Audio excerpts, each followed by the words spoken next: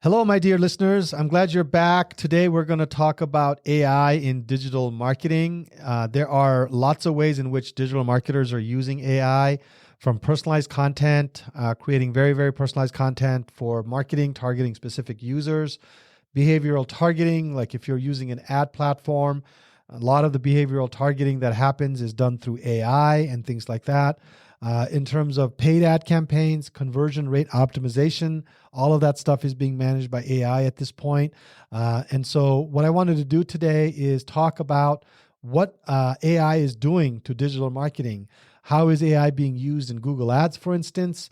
How is AI being used in Facebook ads? We'll give you a under the hood kind of explanation of what's happening underneath there. And then considerations for using AI in creative writing, because marketing is about creativity. There's a lot of creative muscles that get used. We are compensated for the creativity and the strategy that we bring to the table for our clients. And so I want to talk a little bit about how you can use AI in your marketing so that you can be better at creating, better at writing, and then also at image generation. Obviously, there are issues related to that. There's copyright issues, there's intellectual property issues that comes up.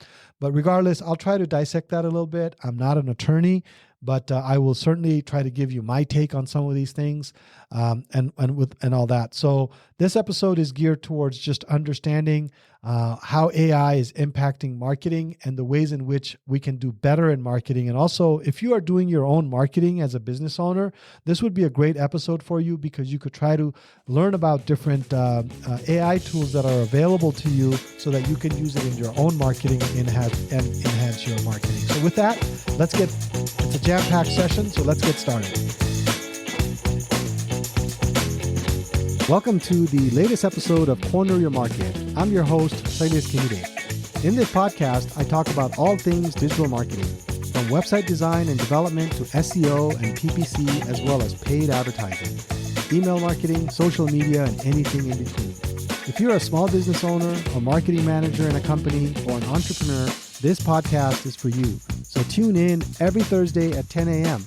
You'll gain some practical insights, new strategies, tactics, and tools that will help you grow your business. To subscribe, go to corneryourmarketpodcast.com and select the podcast app of your choice. Then you can hit subscribe within those apps.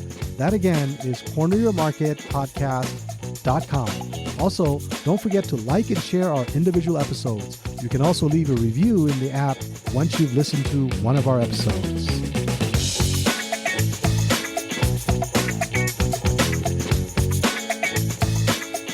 So the first thing that I wanted to tackle today is give you a behind-the-scenes look on how AI is being used in Google Ads. Now, for those of you that are not familiar with Google Ads is as PPC, pay per click, those sponsored ads that you see at the top of any given search. So if you do a search for doctor near me, dentist near me, veterinary near me, or veterinary clinic near me, or an attorney near me, or anything like that, the first 4 listings that show up are typically sponsored. There used to be a yellow hue behind it, but that's been gone for years. Then they used to add a short AD next to it to say advertisement. That's been gone for a while. And so now it just said sponsored, and most people don't even know that it's sponsored. So they think that's the best thing and they click, which is fine. I mean, Google's making a lot of money doing it. I feel like I'm not going to go on too much of a rant on this, but I feel like it should be a little bit more identified that it's sponsored, that it's paid. But who am I to say? It's the consumers that need to make that decision.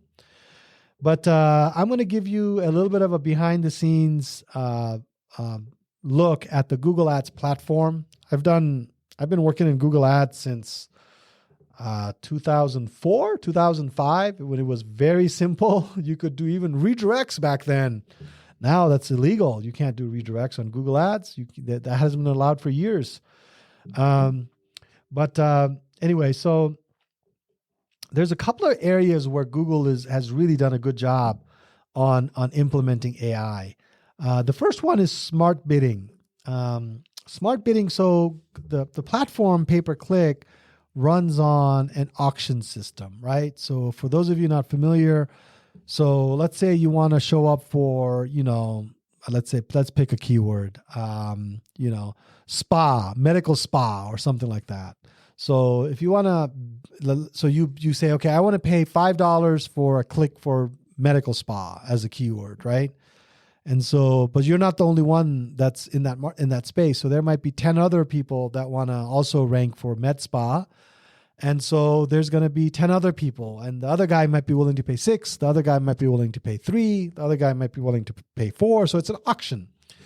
And so the highest bidder typically gets it in an auction, right? But the Google algorithm is a little bit different in that it assigns a quality score to the bidder. So the bidder has to be relevant, because you can't just have anybody come and bid for med spa. You actually have to be a med spa. You actually have to be a good med spa. You actually have to be an authorized med spa. You can't just be out there trying to get med spa traffic to your site and get people confused. So the relevancy to you and the word has to be very high. And Google assigns what is known as a quality score to determine if the relevancy of your advertising account to this particular keyword. So that it does that by looking at your ad copy, looking at your landing page copy, looking at the keywords you're bidding for, and then a history. So you have to, obviously if you're just starting out, you get dinged for that.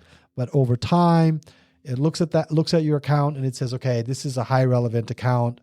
People are not calling and complaining because they didn't get med spa when they clicked on the med spa link. So that bid price that is assigned, how you bid has always been one of the most strategic elements of running a very successful PPC campaign, because what you pay up front determines how profitable you are downstream, right? So they've made that whole thing very, very automated. It's basically, you basically select your goal at this point. You select your budget. How much am I willing to pay? Like your overall daily budget, not a specific bid budget. And then you basically say, okay, I'm willing to pay $45 for a conversion. I'm just using that as an example. And then so based on the $45 conversion that you're willing to pay for and your budget, it kind of determines the best bid price for you, and it bids for you. And then you just kind of see your ROI, right? So that one gets a little gray for me. Again, my age kind of shows, but technically I'm allowing the same guy setting the price to bid for me at the same time, right? So it's like putting it in real estate terms. The seller agent and the buyer agent are the same guy in this situation. Look, I don't have anything against anybody on this. I'm just saying. But people are seeing an ROI, and that's all that matters at this point. Smart bidding has allowed people, at least the practitioner like me, or the people that run paid ads, to be a little bit more relaxed and be focused on outcomes versus the nuances of bidding correctly, right? So I always thought the bidding correctly thing was always a pain in the neck. I remember way back, looking at spreadsheets with the bid prices on my bid prices on every keyword, and looking at the CPC and trying to figure out what's the best one and what's gonna drive the biggest value and the biggest return and things like that. So smart bidding has been a great AI tool in Google Ads. It's also made it very efficient. You can run campaigns faster because it's a lot easier for me to know, okay, if I can generate a call from this campaign, I'm willing to pay, $75 for a call, right? So that information is really good to know, because then if you're paying $75 for a call and you get 10 calls, you've paid $750. And if you get 2 conversions out of that, 2 sales out of that, that's a 20% rate, and your product is selling for, let's say, $1,500, you've made $3,000 on, $750 spend, and then you let Google handle the rest, the bidding and all that kind of stuff. So it makes it very efficient. It's precise.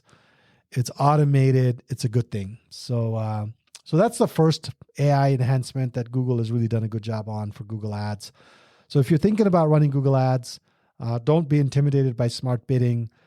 Just try to learn what all those different elements are and what makes most sense for you, and then have it bid accordingly.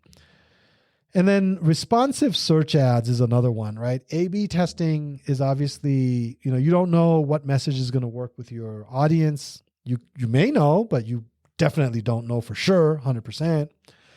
And companies are constantly testing what works, what offers work, and things like that. So responsive search ads has kind of taken that away a little bit. You still have to do some level of A/B testing, but basically the way responsive search ads works is you enter in, I believe it's 4 headlines and 15 descriptions. So each text ad has a headline and it has descriptions, right? So you enter in 4 headline variations, unique ones, and then you enter in 15 descriptions, right, for an ad group. So for about 30 keywords, you do that. And then you hit start. And then what Google's system does is it takes headline 1, description 1, headline 2, description 2, and then just kind of runs those, see which ones work. Then it starts to take headline 1, description 2, headline 1, description 3, headline 4, description 13, just looks at all of these combinations and permutations. I mean, obviously, if you've done permutations and combinations in math class like I have, even 2 or 3, once you get to 2 or 3, 4 orders of magnitude, you're looking at hundreds of thousands of potential combinations. And you're looking at 4 and 15 here. So the combinations are quite a bit. And then basically, based on budget and performance, it starts to say, okay, this combination works the best here. This combination works the best here. Here's the 3 combinations that you should use. And then it uses those for your campaign. So it's a great way to get a lot out of your Google Ads. It's a great feature. I love it. Because, like I said before, we used to write 3, I don't know, maybe there's no, I'm not a conjoined twin, there's not a second head here. But I remember, for each ad group, I used to write, this is 10, 15 years ago. I don't know what the kids are doing these days, but I used to write 3 ads for each ad group. And then every 2 weeks, look at the performance, drop the worst performing, look at the best performing, improve the best performing, write 3 new ad copies based on the best performing, and then start over. So that's what you're doing to kind of improve your ads, right? And all of that has been automated. So these young kids would never know what we did back in 2006, 2007 to get our Google Ads campaigns to work. Okay, so that's the second one. The third one is personalization and optimization. AI analyzes user behavior and trends to create personalized and relevant ads. It gives you audience recommendations. It has predictive algorithms in place to consider past interactions. The whole point here is to only show your ad to the person with the highest purchase intent. And it does a great job doing that, to be honest with you. I think those guys at Google have done a great job. I mean, I don't like Google these days as a company. I think they've gone off their rails. They're too big, in my opinion. It needs a competitor. Anyway, so but having said that, these tools though are fantastic, man. They've done a heck of a job helping advertisers tailor their messages for their audience, looking for purchase intent and all that kind of stuff. So, because I got a message from one of our clients, their boss's boss, actually, high level dude who signs the checks, got an email from him saying, "Hey, I was doing a search for this term and this term and this term, and none of our ads showed up."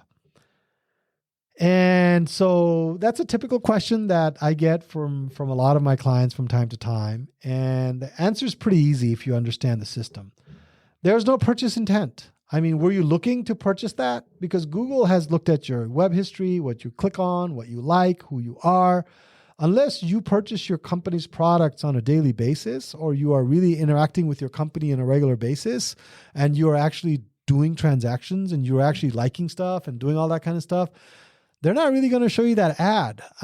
So yeah, the system's working the way it should, right? So once I was able to communicate that to the dude signing the checks, the dude signing the check has continued to sign the check. So that's a good thing.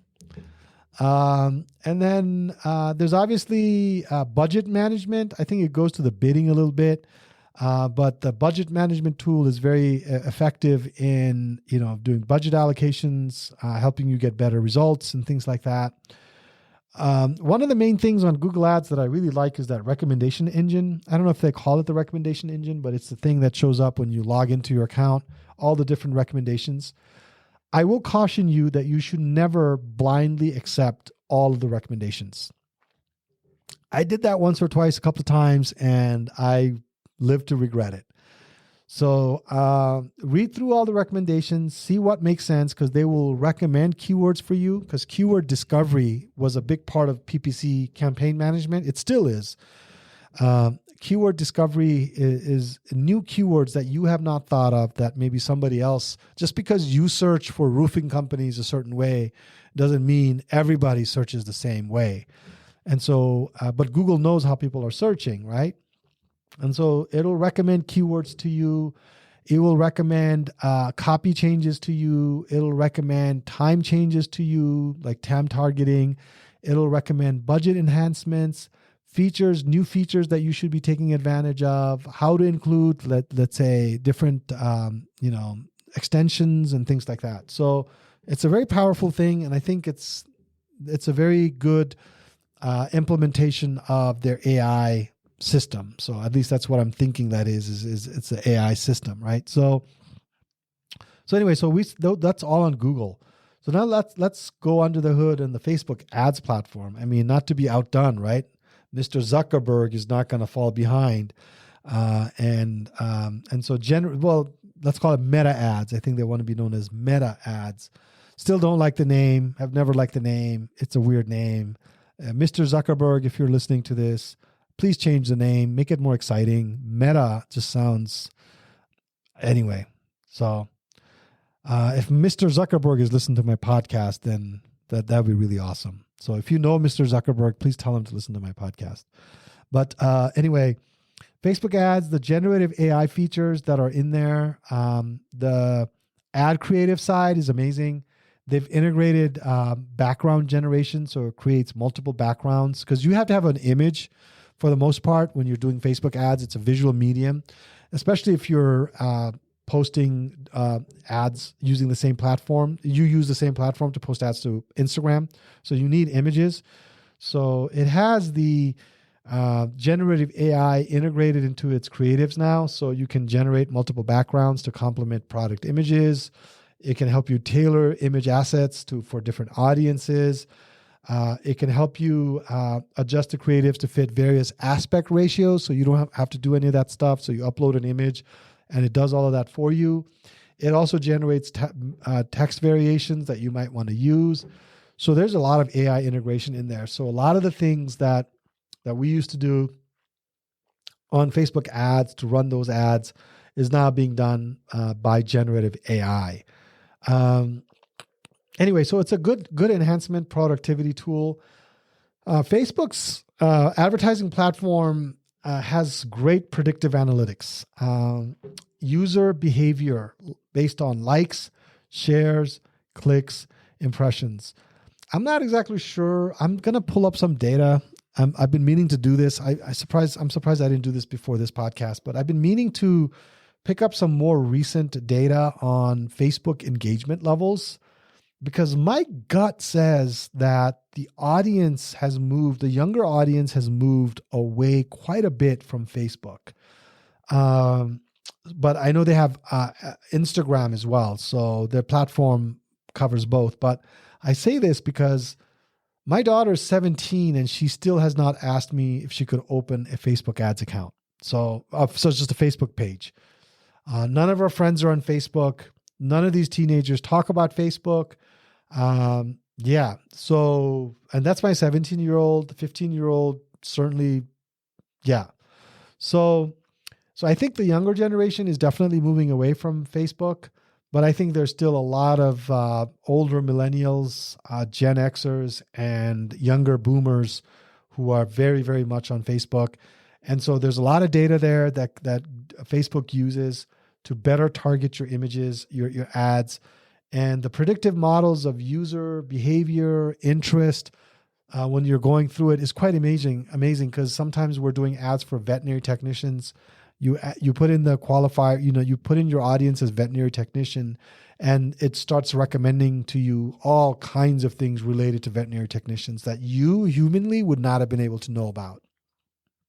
So it does a really good job of suggesting the audiences that you should be targeting, the places you should be targeting them, and all that kind of stuff. So overall, the platform is better because of it, right? And then the dynamic ad delivery obviously goes without saying. It's trying to show you the same ad. It takes feedback from you, from the user, to know what ads you like, what ads you don't like. They know a lot about you, man. They know a lot about you. You'd be surprised at how much data they have. When it's free, you are the product. That saying has been really hitting home for me over the years. Anyway, personalization, I think we've talked about that a little bit as well. They also have automated bidding strategies built in, so you don't really have to worry about the budget side. It gives you an audience segment analysis of what kind of people you're going to reach, who you're going to reach, when they might interact with you, and things like that. So there's a lot of information. So there's a lot of AI that's really built into both Google and Facebook at their advertising platforms, and obviously in their engagement side on the front end as well. So that's a little bit of a under the hood kind of overview for you, so you know what's happening behind the scenes in case you are thinking about doing it yourself without using a professional like myself. But even when you are using a professional, it's not a bad thing for you to be aware of what's available, what can be done, and all that kind of stuff. So now I wanted to talk about, let's see here. I think I wanted to talk a little bit about the considerations of when using AI. People are using AI to write essays, write blog posts, write legal briefs, and all that kind of stuff. Obviously, you can do that very easily in cloud.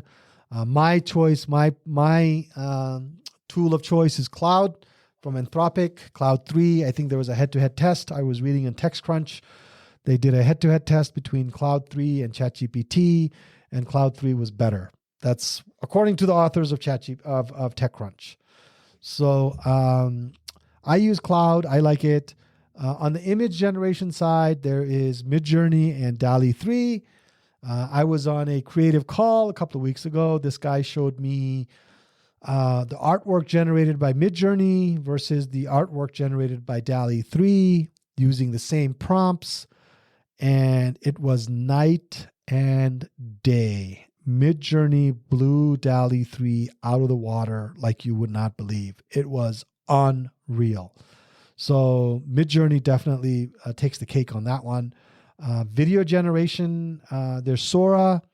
I know there's a couple other ones out there, but Sora is the one that's making big news right now. So check that out as well. A couple of considerations, right? Obviously, if you're using it for commercial purposes, again, let's go back to the definitions. It's regenerative. It's not creating anything new. It's taking information that is available out in the open internet, and then it is using your prompt and taking that data and then generating a result for you. That's the basic premise of it, which means it's using work that somebody else has done. It is scanning documents. It is looking at images that fit what you're looking for, and it's generating a response. So there's some licensing issues that come up. Obviously, if you try to generate an image of a political figure, there can be issues there. I don't think they even allow you to do that. At least it hasn't allowed me. I've tried to do it a couple of times just to see what it would do. Hasn't done that. It was able to generate an image of me, though. I did a test on DALL-E 3 not too long ago and said, hey, create an image of Siles Kimide. And obviously, I'm not famous enough at the moment because Mr. Zuckerberg is not listening to my podcast just yet. But it was happy to comply, and it generated 4 images of me. And I put it up on my Instagram, and I asked people what they thought. It was off. It was nowhere near as what I look like. But it did capture the background well, because obviously I'm from Nepal and AI knows I'm from Nepal. The background image that it put of me was of the Himalayas and some of the villages in Nepal. That I thought was cool, but the actual picture of me was nowhere near close to me at all. But then when I went back a couple of days later and I tried to do the same thing, it wouldn't let me do it. So I don't know if they changed something at the time or not. But anyway, so I listened to some attorneys talk about this in terms of copyright considerations. And obviously, what I'm about to share is not considered legal advice. You need to consult an attorney, but I'm just telling you what I heard, which is there's a lot of gray area. One of the good examples that this attorney used was when the camera came about, then, people were obviously taking pictures and then were saying that this picture is copyrighted, right? So then the question is, at those early days, is like, you're taking a picture of a mountain, which has already existed. You didn't create that mountain. All you did was use a machine to create a picture and then say that that particular instance is yours. So we're probably looking at a similar situation. So if your AI tool, if you generate an artwork based on AI, it's looking at all the data sets out there that are available to it, but the prompt that you've used, that is still your skill set. That is still your effort and your work that you put in, right? The quality of that output is only going to be as good as the quality of your prompt that you put out there, correct? And so if you have spent a lot of time on the prompt, it's well-defined, and you've put thought and effort into that prompt, and you generate something based on that, potentially, it could be yours. Potentially, right? So it's still a lot of gray area out there. I think it's going to take several years before, case law starts to catch up to it and things like that. But I thought that photography example was a great example. In that presentation, this gentleman also showed versions of the New Yorker, one case that New Yorker lost, one case that New Yorker won, of different images that artists were suing for copyright infringement. So I think there are going to be cases, there are going to be lawsuits, there are going to be issues. I know that there's a big fight between New York Times and ChatGPT, OpenAI, on them using the open information that the New York Times put out. So it's going to be interesting. Data sources are going to be interesting. Somebody that I respect, that I listened to, was talking about people being able to use, the Reddit data, because Reddit has a lot of data. If that opens up to AI, apparently it's not being used right now. And then obviously when Sora came out and they interviewed the CTO from OpenAI, I think she was very cagey in the way in which she responded to the question of whether or not they used YouTube videos in their video creation algorithms. So she was being very cagey, because if she says, yes, we were using YouTube based on what YouTube's user agreements are, and YouTube, you owning that, Google could put its hammer down and AI could stop to exist. So OpenAI could stop to exist. So anyway, so there's a lot of issues there. Obviously, there's plagiarism is an issue.